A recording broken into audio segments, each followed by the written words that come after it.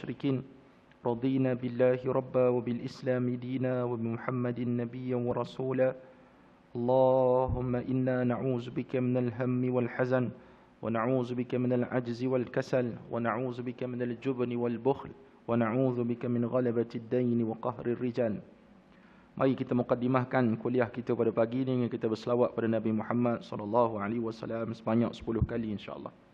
Allahumma salli wa sallim ala sayyidina Muhammad. Allahumma salli wa sallim ala sayyidina Muhammad. Allahumma salli wa sallim ala sayyidina Muhammad. Allahumma salli wa sallim ala sayyidina Muhammad. Allahumma salli wa sallim ala sayyidina Muhammad. اللهم صل وسلم على سيدنا محمد. اللهم صل وسلم على سيدنا محمد. اللهم صل وسلم على سيدنا محمد. اللهم صل وسلم على سيدنا محمد. اللهم صل وسلم على سيدنا محمد.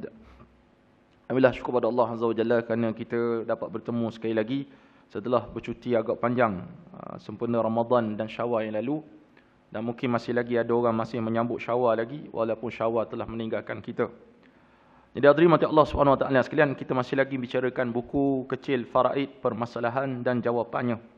Di sebelum saya terlupa, saya nak war-warkan kepada tuan-tuan dan puan-puan mati Allah Subhanahu wa taala sekalian, di dewan kita ini kita akan laksanakan satu kursus Faraid dan pengurusan pusaka pada hari Sabtu ni 25 hari bulan.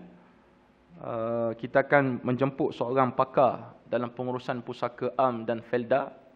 Jadi kalau tuan-tuan ada masalah tentang pusaka yang berkait tentang lamanya tak terurus dan sebagainya, macam mana nak selesaikan kemeluk dalam keluarga dan sebagainya, jadi beliau sangat patutlah untuk kita ambil sebagai rujukan, sebab dia antara pakar rujuk dalam pengurusan felda dalam bab pusaka. Dan juga dia memahirlah sebab dia terjun dalam profession sebagai seorang da'i pada Faraid itu sendiri. Dia dulu bekas pernah menjawat jawatan sebagai pegawai PPD Bera Pahang. Kemudian letak jawatan semata-mata cinta dia kepada ilmu Faraid ini, dan dia bergiat secara aktif di bahagian Pantai Timur lah. Terengganu, Kelantan, Kuantan tu, KL tu tempat dia selalu datang untuk uruskan pusaka orang. Pusaka ya, bukan saka, pusaka. Saka jangan mari. Tu mengganggu orang. Jadi tuan-tuan macam Allah SWT sekalian, jadi dua penceramah pagi tu. Yang pertama saya sendiri, yang kedua beliau lah.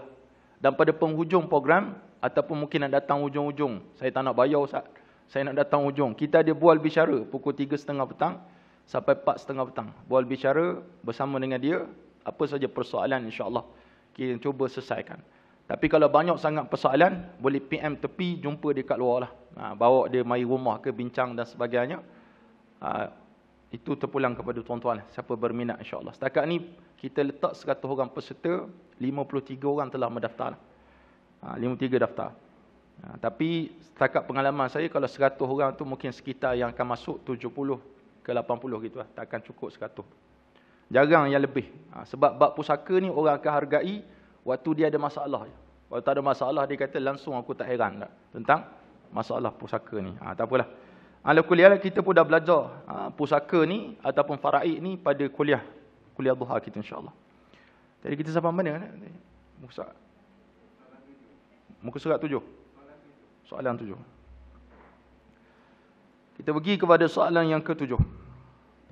Bolehkah dibagikan harta peninggalan terlebih dahulu sebelum ahli waris menyelesaikan hutang pewarisnya? Jawapan, hendaklah didahulukan tertib yang telah dijelaskan dalam masalah yang bersangkutan dengan peninggalan si mati pada persoalan sebelum ini. Maka menyalahi syarak sekiranya didahulukan pembahagian harta pusaka daripada menyelesaikan hutang si mati. Ini kerana selagi mana tidak diselesaikan hutang piutang, seseorang tidak akan selamat di alam barzakh dan di akhirat kelak. Ni hutang jangan kita hujungkan dia, kena selesaikan dulu hutang. Sebab kalau kita belajar sebelum ni, antara al-hukukul muta'alliqah pada soalan kelima tu, hak-hak yang berkaitan dengan si mati, salah satunya urus hutang dulu, bayar hutang si mati. Kalau si mati tak tinggalkan duit, dia ada tinggalkan rumah dan tanah sebagai contoh, cairkan rumah itu, yakni jual rumah tu dan bayar hutang si mati. Dan saya nak duduk kat mana Ustaz kalau jual rumah tu? Kat Malaysia ni banyak lagi rumah kosong. Tapi kalau si mati tu duduk dalam kubur, kekal dalam kubur tu. Kalau dikebumikan digurap, maka digurap sajalah duduknya. Dia takkan berpindah randah. Kalau tak puas hati dekat gurak, dia keluar sendiri pergi ke Taman Meru. Tak ada. Gitu. Sebab kita dah mati, di situlah tempat kita. Jadi bagi seorang orang beriman kepada Allah Subhanahu Wa Taala, jangan sesekali dia memperlekehkan ataupun menganggap tak bayar hutang mak ayah ni biasa.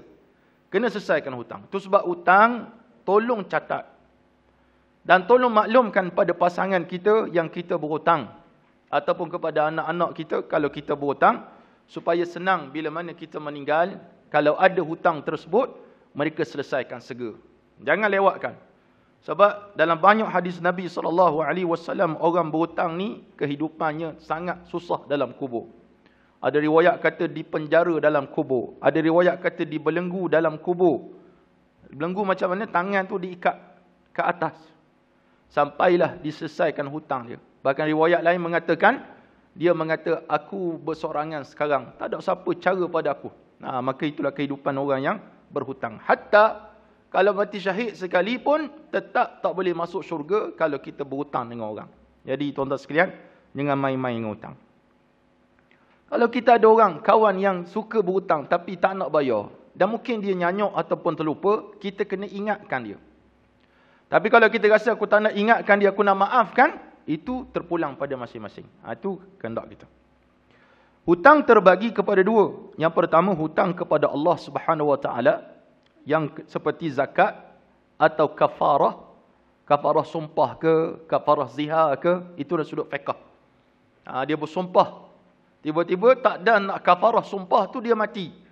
Maka wajib kepada waris dia menyempurnakan kafarah sumpah si mati. Baik. Atau nazar dia. Dia bernazar untuk sembelih kambing kalau anak dia dapat bakal suaminya seorang doktor contoh. Dapat sungguh doktor. Bukan setakat doktor biasa. Doktor pakar lagi. Maka dia wajib laksanakan. Terkejut dia, mati. Maka wajib laksanakan nazar. Ingat ya, nazar ni satu benda yang kita tak boleh makan benda tu. Kalau kita bernazar nak sembelih kambing, nak masak, kita dan keluarga kita tak boleh makan kambing tu. Kena bagi orang lain makan. Dan saya nak makan juga Ustaz, cari kambing lain. Kambing yang kedua, makanlah kambing tersebut sampai habis pun tak apa. Itu dalam bab nazar. Jangan main-main dengan nazar. Ya. Yang kedua, hutang kepada manusia. Seperti hutang duit. Hutang duit, hutang budi dibawa mati. Dan hutang duit kena bayar dan sebagainya. Kita kena bayar hutang. Nabi SAW bersabda, mafhumnya, roh seorang mukmin adalah tergantung sehingga hutangnya dijelaskan. Siapa dia? Siapa tahap dia tidak boleh buat apa-apa kalaulah masih lagi dia ada hutang, statusnya keberhutangan di dunia ni. Ada orang tanya, Ustaz, saya kena saman polis. Kena saman polis, kemudian bukan saya lah, ayah saya mati contoh. Tapi ada saman banyak ni, cek-cek IC dia penuh saman ni. Adakah itu hutang dia dengan kerajaan? Maka di sini pendapat ulama mengatakan, ya, dia hutang. Dia kena bayar. Ada juga ulama kata tak perlu bayar sebab kerajaan kan, kerajaan ni milik kita semua. Harta kat dunia ni, Malaysia ni milik kita bersama. Ada pandangan macam tu. Tapi nak pilih yang mana Ustaz? Kalau ramai akan pilih yang tak payah bayar tu lah. Tapi hakikatnya bayarlah. Kalau ada duit silakan bayar. Nak hutang dia sebab dia bawa laju speed track kena dan sebagainya. Baik. Dah Ustaz termasuk ke DBI punya saman? Termasuk. Siapa suruh tak letak kupon waktu parking kereta? Denda kita. Maka saman. Kena bayar. Apatah lagi kalau hutang dengan orang. Hutang bank, hutang PTN, hutang apa dia, tekun, tenok dan sebagainya tu kena bayar. Soalan ke-8. Apakah kesan yang akan berlaku jika sekiranya berlaku kelewatan dalam pembahagian harta pusaka? Yang ni yang kita kena bincang pada hari Sabtu ni. Banyak kelewatan-kelewatan ni, apa kesan dia? Yang pertama, antara kesan yang akan berlaku, akan ada pihak yang memakan dan menguasai harta pusaka dengan cara yang batil. Allah sebut dalam Quran, ya ayyuhallazina amanu la ta'kulu amwalakum bainakum bil batil. Hei orang yang beriman, janganlah kamu makan harta-harta sesama kamu dengan jalan yang batil. Salah. Batil ni ulama tafsir banyak. Tipu, judi, rasuah, pecah amanah, tak bayar hutang tu masuk juga. Ataupun dia ambil harta pusaka anak beranak dia ataupun adik-beradik dia. Itu pun termasuk sebagai batil masuknya. Batil. Jadi betapa ramainya orang yang buat macam tu. Semalam ada seorang kakak, dia WhatsApp saya. Dia suka WhatsApp. WhatsApp pula panjang-panjang. Dia ingat kita dah nak baca WhatsApp dia dah. Lepas tu kalau lewat balas, dia marah. Oh, ustaz ni sombong. Kan kita kadang baca, tengah bawa kereta tengok. Tu kena saman tu. Itu kena saman dah sekali. Itu Allah SWT sekalian. Dia kata macam ni. Ayah dia kahwin dua. Isteri pertama, isteri kedua. Dia anak isteri pertama. Ada 3 adik-beradik. Ayah dia kahwin kali kedua, ada 7 adik-beradik. Dia kata, ustaz, ayah dia mati baru ni, ayah telah wasiatkan tanah tu untuk anak-anak dia saja, yang isteri kedua. Isteri pertama tak dapat, kami tak dapat. Betul ke kami tak dapat kalau ayah tak wasiat? Nampak ketidakfahaman manusia tentang faraid dan tentang wasiat. Satu, saya sebut wasiat lain, faraid lain. Kalau ayah ataupun mak tak tinggalkan wasiat sekalipun, faraid tetap layak bagi kita sebagai anak-anak. Bahkan wasiat kepada waris yang layak terima pusaka mesti kena mendapat persetujuan semua waris, baru kita boleh laksanakan. Mana 7 campur 3, 10, termasuk isteri 2 orang. Jadi berapa? 12 ahli waris yang layak terima pusaka. Nak laksanakan wasiat ayah untuk bagi kepada anak isteri kedua saja, mesti kena mendapat persetujuan daripada 3 anak dan isteri pertama juga. Itu kena clear. Satu. Lepas tu ada juga mengatakan, dia kata, ustaz, orang tu memang tak nak bagi kat kami. Tu makan cara batil tu. Bila kita sebut nak laksana wasiat, mesti kena dapat persetujuan semua waris. Tiba-tiba dia tak tanya sepatah pun kepada kami, dan mereka ambil ibarat kami ni tak ada, itulah namanya batil. Batil. Itu yang jenis nampak batilnya. Ada lagi dahsyat, suka melengahkan. Abang cakap, jomlah kita bagi. Adik kata, sabarlah. Awak kan duduk rumah ni, sabarlah. Mak kan hidup lagi, sabarlah. Sabarlah. Pas cerah ni sampai ke sudah. Sampai ke sudah lah. Mati mak pula. Lepas tu mati adik-beradik, mati abang sulung, mati. Dan sekali, dia saja buat macam tu. Untuk mendapat hak kepada dia saja. Ini ada juga orang yang spesies yang terancam macam tu. Jangan buat gitulah tuan-tuan. Sebab dunia ni bulat. Kalau kita buat kat orang buat juga kat kita nanti. Itu kena ingat gitu. Yang kedua, antara kesan kalau kita melengahkan pembagian pusaka, hutang si mati tidak dijelaskan. Hutang dia. Sebab tak bagi pusaka lagi. Tak nak kisahkan duit mak dalam bank ada berapa, dalam tabung haji ada berapa. Tak kisah. Tak apalah, sabarlah. Akhirnya hutang mak tak bayar. Kecuali lah anak-anak tu pakai duit dia bayar hutang dulu. Mak ayah lepas tu qada balik. Itu lain. Tapi hakikatnya hutang mak pun tak diselesaikan. Hutang ayah pun tidak diselesaikan. Jadi satu masalah yang besar kepada si mati dalam kubur. Roh seorang mukmin akan tergantung. Sehingga dijelaskan hutangnya. Itu yang disebut oleh Nabi kita Muhammad sallallahu alaihi wasallam. Jadi jangan main-mainlah tuan-tuan mati Allah dalam usaha ini. Yang ketiga, bilangan ahli waris akan bertambah. Asalnya 7 orang adik-beradik. Mati seorang abang ada isteri, ada anak-anak 7 orang. Jadi 7, mati seorang tinggal 6. Tambah 7, tambah seorang lagi. Jadi 13, 14 ahli waris. Mati pula adik perempuan, ada suami, ada anak 7 orang. Jadi bertambah waris. Bila bertambah waris, kalau dapat kerjasama mudah. Tapi berbalah adik-beradik, nak bagi kerjasama, nak minta IC, nak tanda tangan borang ni, jadi masalah. Itulah yang isu yang patut kita tahu. Macam mana kalau adik-beradik tak bagi kerjasama? Minta IC, dia kata kita nak suruh jadi penjamin pada kita pula. Susahlah. Kadang-kadang bila mana kita lantik pentadbir, semua jadi pentadbir. Biar abang lah, biar kakak lah, biar adik lah, semua nak. Sebab bijak belaka. Ni seorang PhD, seorang master, seorang degree, seorang ni, segini, masing-masing nak hak. Jadi sudah, last sekali, tak bagi pusaka. Sebab berbalah antara adik-beradik. Nah, tu sebab penting sangat. Antara wasiat yang patut kita buat, kita kata pada anak-anak kita, kalau mak mati nanti, abang kamu jadi pentadbir. Contoh, pentadbir. Itu wasiat. Wasiat ni wajib laksana. Wajib. Kena laksana. Itu wasiat dia. Sebab dia tidak bergaib berharta. Tapi dipesan supaya abang sulung jadi pentadbir. Jadi adik-adik kena taatlah kepada wasiat tersebut. Yang banyaknya, kita buat wasiat, kalau mak mati, rumah ni kamu dapat, yang ni kamu dapat. Itu yang sebenarnya ketidakfahaman manusia tentang urusan ini. Tentang faham faraid dan tentang faham tentang wasiat itu sendiri. Nah, kita kenalkan anak kita. Kalau saya ada 5 orang anak, saya kenal seorang-seorang. Yang sulung macam mana perangai. Yang bongsu macam mana. Nombor 2 ni keras sikit. Asyik nak bergaduh je. Tapi independen orangnya. Nombor 1, walaupun sulung, Allah tak boleh nak independen. Nah, contoh, kita kenal. Nombor 3, gini pula lembek gitu tak. Relax, jenis relax. Nombor 4, jenis semangat. Nombor 5, jenis gini pula, kita kenal. Dan bila kita, lagi besar anak kita, kita kenal perwatakan mereka. Waktu tu kita dah boleh siap dah. Siapa antara anak aku ni, kalau aku mati nanti, untuk dia jadi pentadbir. Pergi urus di pusaka dan sebagainya, untuk tidak jadi masalah. Dan orang hormati dia belaka. Itu sangat penting. Kita kenal pada anak-anak kita. Yang keempat. Yang nombor 3 tu, tuan-tuan boleh tengok sendirilah. Di Taman Meru ni cukup lah. Nak. Ataupun tengok di Manjur sana, rumah-rumah usang.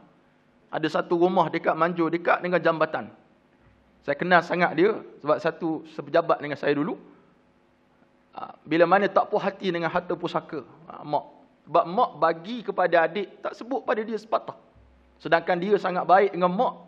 Cakna pada mak, adik tak pernah balik. Tak pernah cakna pada mak. Tiba-tiba bila mati, tiba-tiba adik dapat. Oh, dia tak puas hati. Sampai sudah rumah tu tak ada orang usik. Adik pun tak balik, abang pun tak balik. Semua. Jadi gitu, rumah lah sekali tempat sikus. Buat penggambaran hantu. Budak-budak zaman sekarang ni pelik-pelik. Tuan-tuan perasan tak budak-budak zaman sekarang sangat pelik. Semalam dia viral. Satu pasangan suami isteri tu, kawan-kawan datang. Bagi hadiah kondom. Bagi hadiah obat kuat. Bagi hadiah depan-depan. Setiap rakam lagi. Sambil gelak-gelak. Ya ilaha illallah, budak-budak ni. Yang terbaru, solat main-main di Malaysia. Tu bukan solat dengan kipah, tu di Indonesia. Di Malaysia ni solat main-main. Usolli lillahi ta'ala, Allah kepada tu ada orang ambil gambar. Pelik, zaman kita pelik sekarang. Dan salah satu kepelikan, pergi rumah-rumah lama-lama, macam kat Taman Meru tu ada kan, satu rumah, biji rumah kosong tu kan. Penuh dengan pokok tu. Dia juga masuk itu. Pergi buat rakaman, mari hantu, dia baca ayat Quran pula. Untuk halau hantu. Dah tadi mu nak jumpa aku. Dah aku mari mu membaca ayat Quran pula. Ni kata, dia berani itu kena hala berani mereka itu ke arah yang lebih baik. Keberanian dia. Dia berani dah tu. Tapi hala ke tempat yang lebih baik. Berani menegakkan kebenaran. Bukan berani mencari hatu, tempat hatu syaitan. Tak boleh. Yang ketiga. Yang keempat. Kemungkinan akan berlakunya perbalahan. Confirm dah. Mungkin tak ada lah jemaah kita di sini pada pagi ni. Tapi perbalahan akan berlaku. Sebab tak puas hati punya pasal. Bila berbalah berlaku antara adik-beradik tuan-tuan, sangat susah kita nak rapatkan balik. Sangat susah. Masing-masing. Macam baru ni ada seorang sahabat saya. Sahabat saya juga. Telefon dia kata, Syekh tolong Syekh bagi nasihat sikit. Apa? Balah dengan abang. Balah dengan abang. Bila lagi balah? Lama dah Syekh. Sejak anak belum kahwin lagi, balah. Anak, dia guna anak. Mana ustaz lah. Tapi bukan ustaz, dia ngaji sekolah agama. Berbalah. Tak boleh tengok. Mesti macam kucing dengan anjing. Berbalah. Salah satu yang terkini, urusan pusaka pula. Sebab rumah yang dia beli, lepas jual rumah milik mak ayah dia, mak ayah dah mati, jual.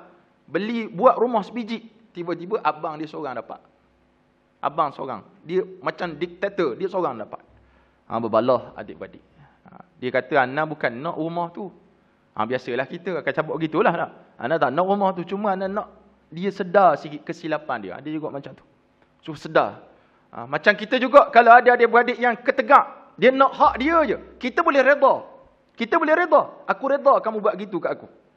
Tapi kita nak bagi dia sedar tu macam mana? yang dia buat tu salah. Maka tak boleh kita nak nasihat, kena cari pihak ketiga yang dia hormati. Tok Imam ke, Tok Bilal ke, pengurusi masjid ke, panggil dia, tolong Tuan Haji, mari nasihat sikit adik saya.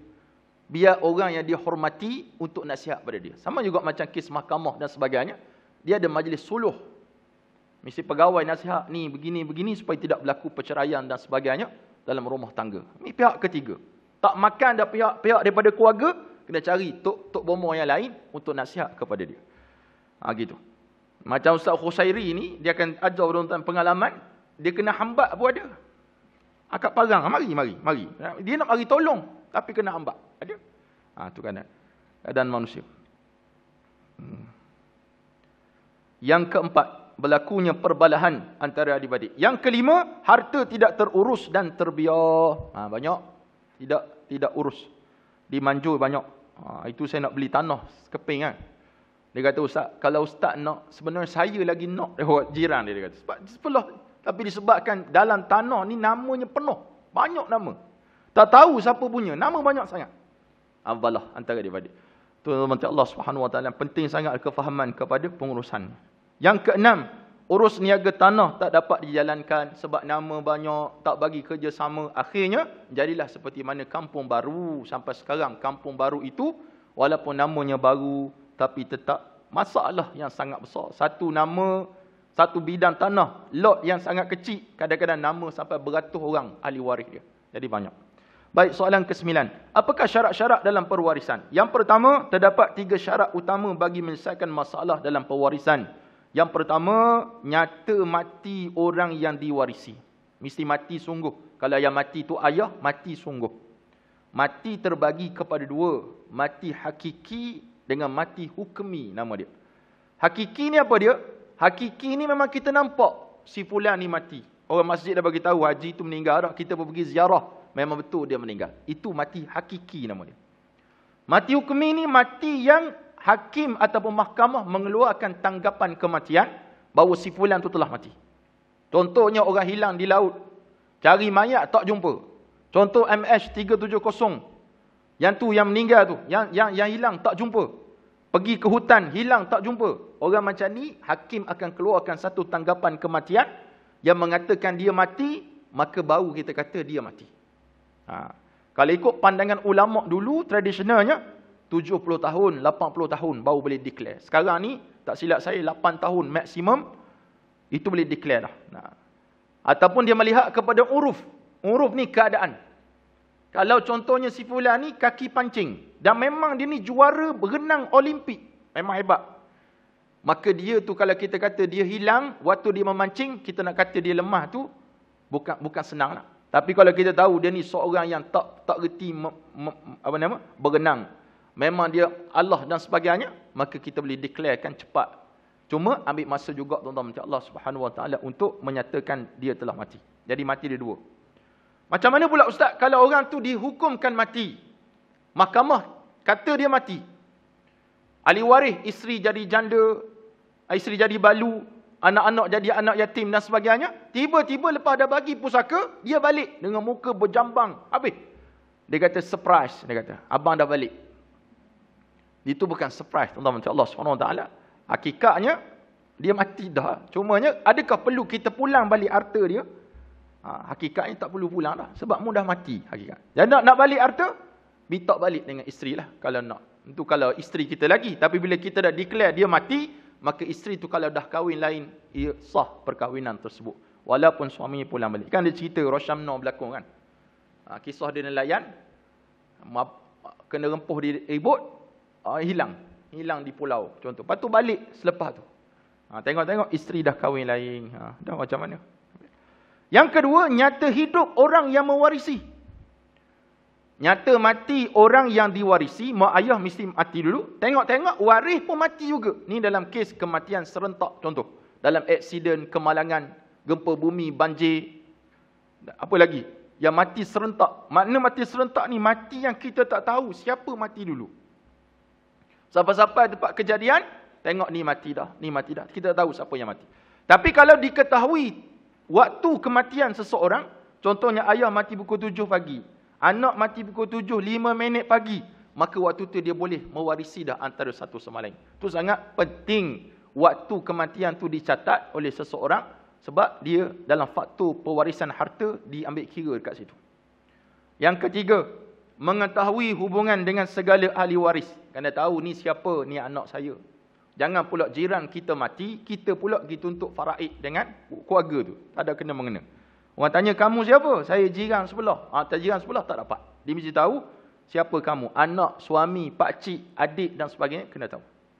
Terdapat juga syarat tambahan, iaitu hubungan yang melayakkan waris mewarisi harta dihuraikan secara terperinci. Syarat ini dilaksanakan oleh hakim. Oleh itu hakim tidak boleh menerima pengakuan waris dengan sewenang-wenangnya. Ada seorang hartawan dulu, dia mati. Saya tersebutlah nama dia. Dia meninggal dunia. Bila dia meninggal dunia, hari kematian dia, tiba-tiba datang seorang perempuan. Dia kata, ni ayah saya. Ni ayah saya ni. Jadi keluarga yang pertama tu kata, masa bila pula ayah saya ada anak lain? Dia kata, ni lah anak saya, ayah saya lah ni. Dia pun tunjuk IC, ya betul, anak dia. Betul anak si fulan tadi. Maknanya, dia ada isteri kedua sebelum dia meninggal dunia. Dia terima macam Allah Subhanahu Wa Taala, benda tu sama satu IC kita boleh sabitlah dia anak. Tapi kalau nak cek lagi, nak bagi kukuh lagi, kena cek DNA pula lah. Betul ke tak si fulan ni ataupun si fulanah itu anak orang tersebut. Itu sebab nikah kena declare, jangan senyap-senyap. Soalan ke-10. Berapakah rukun perwarisan? Tadi syarat, ini rukun pula. Rukun pewarisan ada 3. Yang pertama, ada ahli waris. Dia lebih kurang je. Yang pertama, ada ahli waris. Sebab bila mati seseorang, waris tak ada, maka orang tak panggil tiada pewarisan lah ketika tu. Itu sebab kena kenal waris. Contohnya kalau kita tak ada anak, siapa waris kita lagi? Adik-beradik ada tak? Adik-beradik ada, semuanya perempuan. Tapi semuanya dah mati. Dah siapa akan dapat? Anak-anak adik perempuan saya dapat tak? Tak dapat. Sebab dia anak perempuan. Daripada adik-beradik perempuan ataupun anak laki-laki. Daripada adik-beradik perempuan pun tak dapat. Kena pergi kepada pakcik. Ada pakcik? Tak ada. Makcik ada. Makcik tak layak. Pakcik walaupun tak ada, dia ada anak seorang. Laki contoh. Dia ni akan dapat 100% harta kita. Contoh.